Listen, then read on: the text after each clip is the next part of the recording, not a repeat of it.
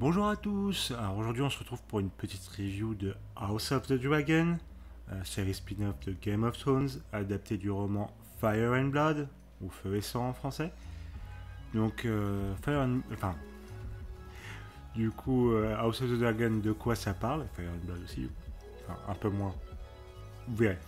Euh, donc ça parle de la famille Targaryen, donc si vous avez regardé Game of Thrones, de, des ancêtres de Daenerys et de leur guerre de succession pour le trône de fer. Et donc comment la maison des dragons a été déchirée et reconquise pour le trône de fer. Alors, du coup, est-ce que c'est cool? Bon, on va pas tourner autour du pot. House of the Dragon, c'est une dinguerie. Vraiment. Excellente série. Qui est très bien réalisée. Qui a des personnages incroyables. Un casting de fou furieux. Des musiques où j'en parle chaque semaine, à chaque fois que je parle avec des potes des épisodes. Donc, voilà. Bon, review terminé. On se revoit bientôt pour une prochaine vidéo. Non, on va revenir un peu plus point par point. Alors d'abord sur la réalisation. Alors on pourrait dire que la photographie est peut-être un peu moins belle que The Rings of Power, mais bon, The Rings of Power, on n'a pas besoin de rappeler son budget astronomique. Mais mine de rien, ça reste quand même, non mais très beau. C'est même pas ça reste quand même, c'est très beau. Vraiment, il y a des plans magnifiques. Sur la vignette, vous verrez le plan que j'ai choisi. Voilà, ça fait plaisir aux yeux. C'est classieux. Il y a pas mal de petites idées de mise en scène au fur et à mesure de la série. Donc là-dessus, très très propre. Il y a peut-être des fois un peu des effets 3D où tu es là en mode bon, les gars, vous auriez peut-être pu fignoler un peu. Bon. Même des fois. Bon, les dragons sont globalement propres. Voilà, c'est. Bon, 2-3 plans près, quoi, mais globalement, ça va. Donc là-dessus, c'est plutôt cool. Donc, non, sur la réalisation, vraiment, ils ont fait un bel effort. Si vous prenez par exemple à côté la saison 1 de Game of Thrones, là, il n'y a pas photo. En même temps, c'est normal, il n'y a pas le même budget. La saison 1 de Game of Thrones, ça s'était fait un peu à l'arrache. Donc, mais voilà, c'est surtout pour dire que non, ça n'a pas grand chose à envier à The Rings of Power là-dessus. Vraiment, enfin, il y a peut-être moins de budget, peut-être quelques effets un petit peu pas ouf, mais au global, il y a des bonnes idées. Il y a des bonnes idées, donc ça on apprécie. Au niveau du scénario, bon, je vais pas trop rentrer dans les détails, mais c'est archi prenant, vraiment. C'est archi prenant. Les intrigues, c'est du Game of Thrones, du bon Game of Thrones, pas du Game of Thrones des dernières saisons, du bon Game of Thrones, avec des intrigues politiques, des personnages attachants, des personnages qui ont des enjeux, des problématiques, des défauts. Je veux dire, bon, tout le monde adore le personnage de Daemon. J'adore le personnage de Daemon, je suis un grand fan de Matt Smith qui l'interprète parfaitement. Ça reste un enculé. On va pas se mentir. Il fait des trucs, t'es là en mode bon frérot, c'est pas super ce que tu viens de faire. Bon, je t'aime bien quand même, hein. Mais c'est plus parce que t'es stylé, quoi. Faut pas prendre exemple sur toi. Faut pas prendre exemple sur toi. Donc voilà, c'est un personnage très réussi. Il y en a pas mal des personnages très stylés. Rhaenyra. J'ai vu les gens se plaindre un peu d'un truc, d'un changement par rapport à Rhaenyra. On en reparlera un peu en partie spoiler. Mais globalement, le personnage est incroyable. Vraiment très réussi. On comprend ses motivations. On comprend, enfin, surtout sa relation avec Alicent. Donc Alicent Hightower. Qui est un autre personnage qui est son ami d'enfance. Et qui, franchement, enfin voilà, ça fonctionne parfaitement. Les deux personnages ont leur haut, leur bas, mais sont toujours pertinents. Et ça, c'est vraiment Ouais, ça marche parfaitement. Vraiment, tous les personnages, Viserys, on va en reparler pas mal en partie spoil, c'est incroyable. Incroyable. Donc vraiment gros kiff. Le scénario, le personnage, c'est excellemment bien écrit. Vraiment. Il n'y a pas de moment où tu te dis attends, mais c'est con ça. Bon, peut-être un, même si moi je le comprends, mais je sais que ça a choqué quelques personnes. Encore une fois, on en reparlera peut-être en spoil si j'y pense. Mais voilà. Donc là, scénario, personnage, c'est incroyable de justesse, vraiment. Ensuite, sur les musiques, elles sont folles. L'OST, elle est incroyable. Vraiment, j'ai vu des gens qui se paléchaient sur l'OST de The Rings of Power, mais venez écouter celle de House of the Dragon, putain. C'est une masterclass absolue. Ramin Djawadi, mais ce mec, c'est un monstre. Déjà, à l'époque de Game of Thrones, il nous avait détruit. Là, il nous a... Masterclass. C'est fou le travail qu'il a abattu là-dessus. C'est des putains de dingues. Donc vraiment, merci Ramin. Hein. Tu ne verras pas cette vidéo, mais sache-le, merci à toi. Merci à toi. Donc, je sais pas ce que je peux vous dire de plus sans spoiler. Mais, si vous n'avez pas regardé House of the Dragon, foncez, vraiment, c'est une dinguerie. On se retrouve en partie spoil, parce que faut que je spoil les trucs, parce que ça me démange ici. Mais franchement, House of the Dragon, c'est archi validé. Très certainement ma série favorite de l'année. Là-dessus, gros kiff. Voilà. Donc, à tout de suite en partie spoil. Des bisous. I am to inherit the Iron Throne. She will block my way. Our hearts remain as one. Oh, our hearts were never one. Have you never imagined yourself on the Iron Throne? Et rebonjour à tous pour la partie spoil. Alors, je sais pas globalement de quoi on va parler, mais on va parler de trucs. Alors, oui, déjà, je voulais parler de Viserys. Hein, je dis dans la partie personnage qu'on parle de Viserys. Alors, l'épisode 8 avec Viserys, il est incroyable. Incroyable. La performance d'acteur, elle était folle. Vraiment, c'était une dinguerie. En plus, avec les musiques de Ramin Djawadi, encore une fois, une dinguerie. Mais moi, je tiens à souligner l'évolution du personnage de Viserys. Donc, Viserys, au début de la série, tu le vois comme le roi faible, le roi qui sait pas trop, qui n'a pas l'autorité pour gérer son royaume. Ce qui était un peu vrai, même si finalement, ne serait-ce pas le propre des grands rois que de maintenir la paix. Et il a maintenu la paix pendant tout son règne, hein, quasiment. Donc, j'ai à lui. Mais quand tu arrives, du coup, il y a les problèmes de succession qui arrivent. Alors, en premier, avec Lord Corlys qui serait soi-disant en train de mourir. Bon, finalement, il n'est pas mort, mais la question de sa succession s'est posée.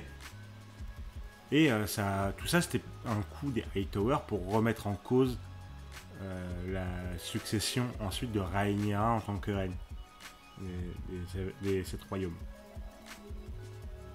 Et Viserys, Rhaenyra demande l'aide de Viserys, c'est-à-dire que lui, il est en train de clamser, il est au bout de sa vie, il a perdu un bras, la moitié de son visage, tout, il est dans le mal absolu, il est drogué. Et il se lève, et la scène où il traverse la salle du trône en étant en PLS absolu, qu'il avance, qu'il se pose sur son trône, qu'il fait tomber sa couronne, que son frère Daemon, voilà, Matt Smith. Improvisation d'ailleurs, il faut le savoir. La couronne n'était pas censée tomber. Voilà. Bah, la scène, elle est incroyable. Incroyable. Mais donnez un Emmy à cet homme. Et si vous pouvez, donnez-en un aussi à Matt Smith. Parce que j'adore Matt Smith. Voilà. Donc, non, le personnage de Viserys, qui d'ailleurs, alors, à mon pote Walter, hein, dont je vous ai déjà parlé, m'a expliqué que ça se passait pas du tout. Enfin, c'est pas exactement ça dans les bouquins. Dans les bouquins, Viserys, c'est juste un ivrogne qui s'en bat les couilles en fait. Et là, dans la série, on voit que non, il s'en bat pas les couilles. Il aime sa famille, il aime sa fille. Il a des énormes regrets par rapport à sa femme. Et tu le vois, tu vois que ça le pèse. Et qu'il veut toujours faire bien. Qu'il veut rester dans l'histoire, qu'il veut pas être un roi faible. Mais en même temps, voilà, qui veut maintenir la paix, qui bosse pour le bien de son royaume. Même si, au bout d'un moment, il n'y arrive plus, parce qu'il est en train de mourir, le mec. Et cette performance, cette écriture du personnage, et comment ça continue, c'est folie. Donc ouais. Et il y a d'autres personnages incroyables, hein, j'allais dire Rhaenyra. Donc oui, Rhaenyra, il y a le truc que je disais par rapport au regret de certaines personnes, c'est que la saison se passe sur 28 ans. Donc au bout d'un moment, il y a un changement d'actrice pour le personnage de Rhaenyra, vu qu'on commence quand elle est plutôt jeune, adolescente, et que ça continue jusqu'à sa vie d'adulte. Donc au bout d'un moment, on change d'actrice. Beaucoup de gens au début étaient là en mode oui, après le time skip où on la voit grandir, le personnage de Rhaenyra est moins intéressant, etc. Et l'actrice peut-être pas forcément assez bien. Alors l'actrice elle est incroyable, donc je comprends pas trop le reproche. Et le personnage qui change, c'est normal, elle est passée d'une adolescente à une adulte, avec des enfants, avec des responsabilités, qui va bientôt hériter du trône, qui sait que ça va pas être une situation facile, donc c'est normal. Normal qu'elle change, et je trouve que ce qu'elle fait, c'est assez logique avec son personnage.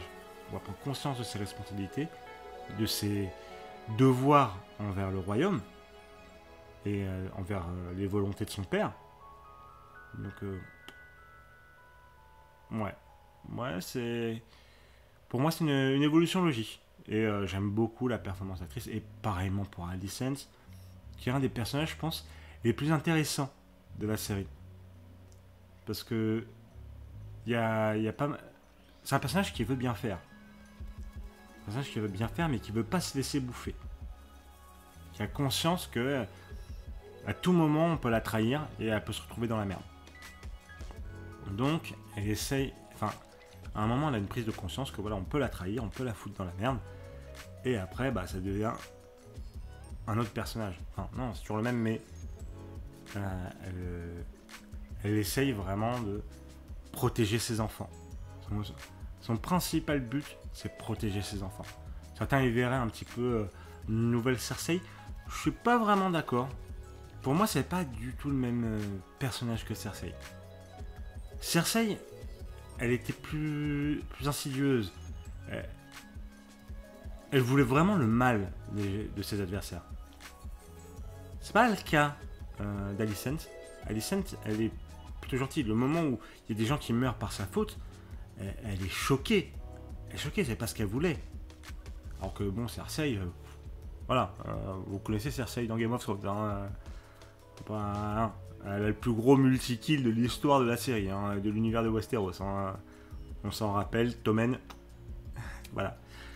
Donc, non, du coup, moi je trouve le personnage très réussi dans le sens où il y a une. Je n'ai plus le terme, mais j'ai une dissidence cognitive. Une dissonance cognitive, voilà, une dissonance cognitive. En fait, où elle veut le bien, et des fois elle essaye de se justifier. Mais tu vois, tu sens que même elle, des fois, elle n'est pas trop convaincue de la manière dont elle justifie certaines choses. Même si elle est profondément pas méchante. Ou en tout cas, elle essaye de se prouver qu'elle l'est. Voilà. Donc c'est très intéressant. Et je pourrais revenir aussi des heures sur le personnage de Daemon, qui est... je vous le dis, c'est un enculé. Mais on l'adore. On l'adore. Et aussi, surtout, des fois, il fait des trucs et tu te dis... finalement, c'est pas un aussi gros bâtard que ça. Alors que si, c'est un aussi gros bâtard que ça. Désolé, mon chat, il vous dit bonjour. Daemon, c'est vraiment une énorme réussite de la série. quand tu vois les scènes, les monstruosités qu'il peut faire, et en même temps, la scène où par exemple il va ramasser la couronne de Viserys, tu fais oh mon frère de sang, et tout ça c'est fou.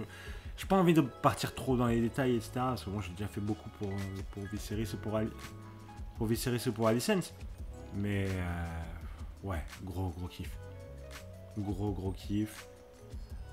Pareillement, enfin là, et t'as aussi par exemple Josh Daemon, le fils d'Alicent, qui dans le dernier épisode il tire une tête. J'étais en mode, enfin donc dans le dernier épisode qui est sorti là, il bute du coup son cousin, hein. Oui, désolé, les liens familiaux c'est un peu compliqué, hein, vous savez qui est cousin, qui est demi-frère, sœur, alliance, bref.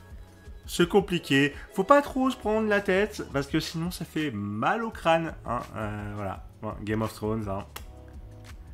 Voilà. Série du Nord-Pas-de-Calais. Non, désolé, on annule cette blague. Désolé, c'est faux, il faut pas dire ça. Parce que c'est complètement faux. Mais c'était tentant. Voilà, des bisous. Mais ouais, donc dans le dernier épisode, il bute son cousin. Et là, il se rend compte que oh damn, il vient juste du coup déclarer la guerre à la famille de Rhaenyra. Et du coup, c'est ça qui va démarrer la fameuse danse des dragons, hein, qui est un événement important dans l'histoire de Westeros. Malheureusement, on va devoir attendre 2 ans pour en voir les conséquences. Dans 2 ans la suite, et ça me fait mal. Ça me fait mal. 2 ans, vous vous rendez compte? Oh là là. Je suis souffrance. C'est à quel point j'ai adoré cette série. C'est que vraiment, là, 2 ans, je me dis, putain, quel enfer. Vraiment. Donc, bon, je pense que j'en ai assez dit pour essayer de vous convaincre de la regarder, ou si vous l'avez kiffé, de pourquoi, hein. C'est tout incroyable, les personnages, le scénario, les musiques, la réalisation, les plans. Voilà, moi des masterclass comme ça, j'en veux constamment. Alors que cette série, personne ne l'attendait. Tout le monde se disait, mais on s'en bat les couilles d'un spin-off de Game of Thrones. Déjà que la fin de Game of Thrones c'était claqué, pourquoi vous voulez nous faire chier? Et bah putain, ils ont délivré. Un pur banger. Vraiment. Merci. Et vivement la suite. Parce que moi je veux voir la suite de la danse des dragons. Hein, je veux les voir sans... Non, je veux pas les voir sans trop parce que des deux côtés il y a des personnages qu'on aime bien. Et des deux côtés il y a des fils de pute. Putain, voilà, c'est ça que ça me fait cette série. Bref, on se retrouve bientôt pour une prochaine vidéo. Et en attendant, allez putain de regarder House of the Dragon. A plus.